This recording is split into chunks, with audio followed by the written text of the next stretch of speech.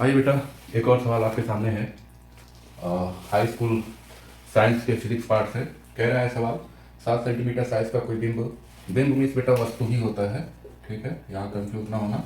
बिंब 18 centimetre focus दूरी के किसी अवतल दर्पण के सामने 27 सेंटीमीटर दूरी पर रखा गया है।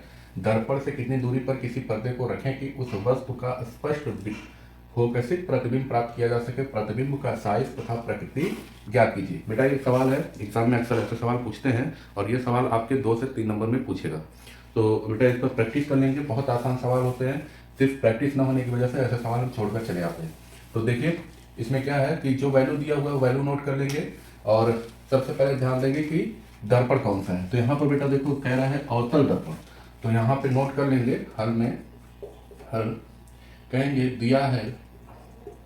दिया है दर्पण अवतल है। कैसा है बेटा? अवतल है। तो अवतल दर्पण में हमको एक चीज पता है बेटा कि जो फोकस होता है वो नेगेटिव होता है, ठीक है। तो यहाँ पर क्या कह रहा है, बिंब 18 सेंटीमीटर फोकस दूरी के, तो फोकस दूरी तो दे रहा है बेटा, कितना दे रहा है? 18 सेंटीमीटर। उसके बाद क्या दे रहा है, दर्पण के सामने 27 सेंटीमीटर दूरी पर रखा है। तो बेटा यू की जो वैल्यू होगी वो भी क्या हो जाएगी? माइनस में हो जाएगी, -27 सेंटीमीटर। दर्पण से कितनी दूरी पर किसी पर्दे को रखें कि उस वस्तु का स्पष्ट फोकसित प्रतिबिंब प्राप्त हो जाए। तो हमको v की वैल्यू फाइंड करना है, वस्तु का फोकसित प्रतिबिंब प्राप्त किया जा सके, प्रतिबिंब का साइज तथा प्रकृति ज्ञात करना है। तो अब हमको साइज निकालना है, प्रतिबिंब के साइज को हम लिख सकते हैं आई से, ठीक है। हमको आई फाइंड करना है और ये पता करना है कि प्रकृति उसकी क्या है, वास्तविक है या आभासी है। एक वैल्यू और दे रहा है बेटा, यहाँ पर कह रहा है कि जो वस्तु का साइज है वो कितना दे रहा है? 7 सेंटीमीटर। तो वस्तु के साइज को हम ओ से लिखते हैं और ओ दे रहा है बेटा 7 सेंटीमीटर। तो ये सारे मान हो गए बेटा।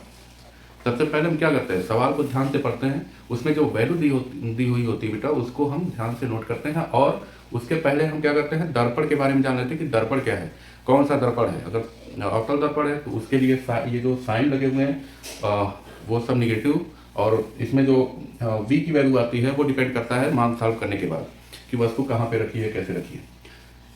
और उत्तर दर्पण है तो उत्तर दर्पण में फोकस पॉजिटिव होता है, प्रतिबिंब पॉजिटिव होता है। तो ये सब ध्यान रखना होता है बेटा। तो फिर आते हैं हम फार्मूले पर, इसको हल करते हैं। कहेंगे दर्पण के सूत्र से, दर्पण के सूत्र से।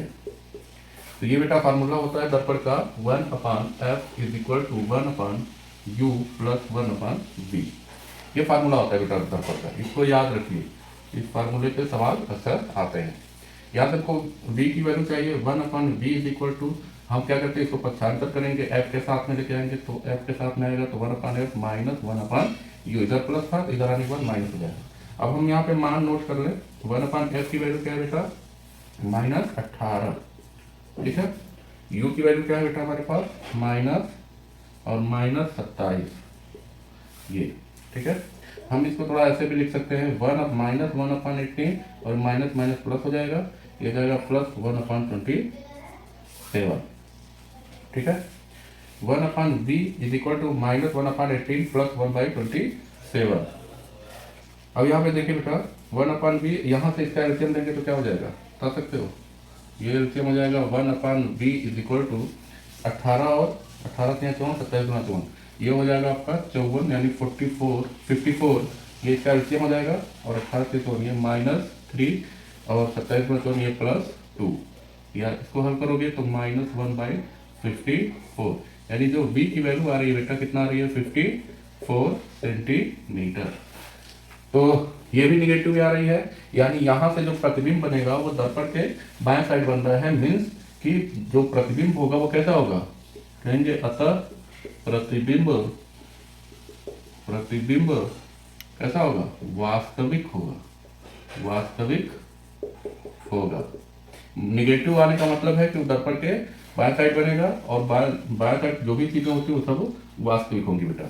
तो प्रतिबिंब वास्तविक होगा, आपको एक आंसर मिल गया ये कि प्रतिबिंब का साइज क्या होगा। अब हमको क्या निकालना है, प्रतिबिंब का, सॉरी प्रकृति आपने निकाला, प्रतिबिंब का साइज निकालना है। प्रतिबिंब के साइज के लिए हम कहेंगे, अब इसके साइज के लिए एक सूत्र जानते हैं, आवर्धन m बराबर प्रतिबिंब की लंबाई बटे वस्तु की लंबाई बराबर ध्रुव से प्रतिबिंब की दूरी बटे वस्तु की दूरी, ये फार्मूला हो जाता है।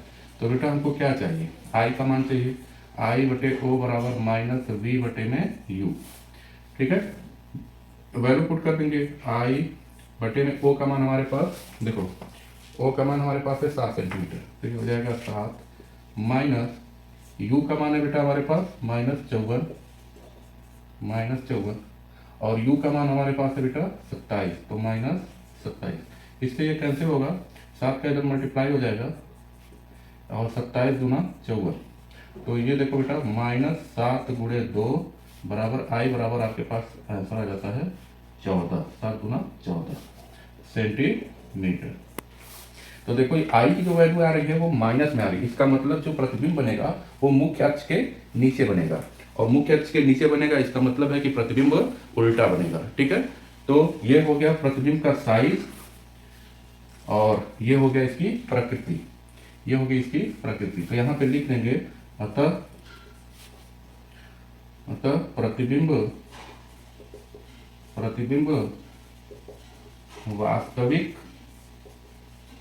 वास्तविक उल्टा एवं 14 सेंटीमीटर का बनेगा।